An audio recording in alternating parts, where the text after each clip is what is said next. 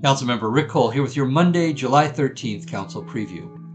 We have a busy closed session talking with our attorneys about potential litigation, making decisions about the next steps for the recruitment of a permanent city manager, as well as discussing the potential for purchasing several properties owned by Caltrans in the abandoned 710 freeway corridor. Then, in open session, a number of contracts for the purchases of goods and services. One I'll be paying particular attention to. We're getting a $2.4 million grant from the state of California. That's good news. It's toward the purchase of these expensive new hydrogen-fueled transit buses. The staff is recommending we take that $2.4 million and spend most of it on expensive upgrades to those very same buses that we're supposed to get in a year. I'd like to question whether we should be spending that money on more bus service so that people can get where they need to go more quickly. It takes me 10 minutes to drive to City Hall, but if I take the bus, it's over an hour. I'd like to see more frequent service. I think we get more passengers that way, serve more people. The main topic on our agenda is taxes.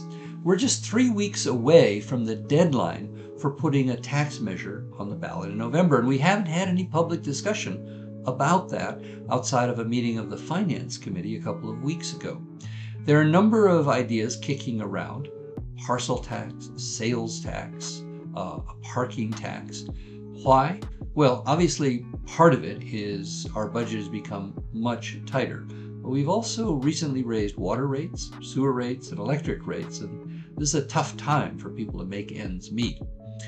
The main reason that I'm interested in at least talking about this issue is our fire chief has recommended over the next 10 years we invest about $200 million in augmenting the staffing and the capital infrastructure of our fire department. I support the thrust of that plan is to add a 9th fire station, to rehabilitate 2 fire stations that would be in great danger of collapsing in even a moderate earthquake, and also augmenting service so we get fast response times throughout our community. That would probably involve a parcel tax. That probably is a 66 2/3% majority.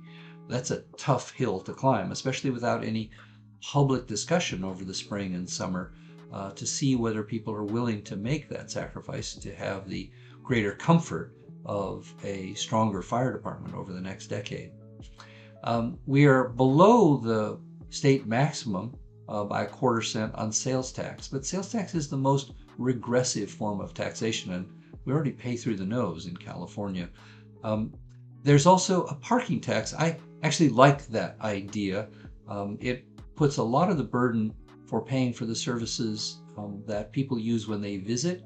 And so when people are paying for parking, there'd be a small additional surcharge on private lots. That would generate a couple $1 million that we could put into repairing our roads, for example.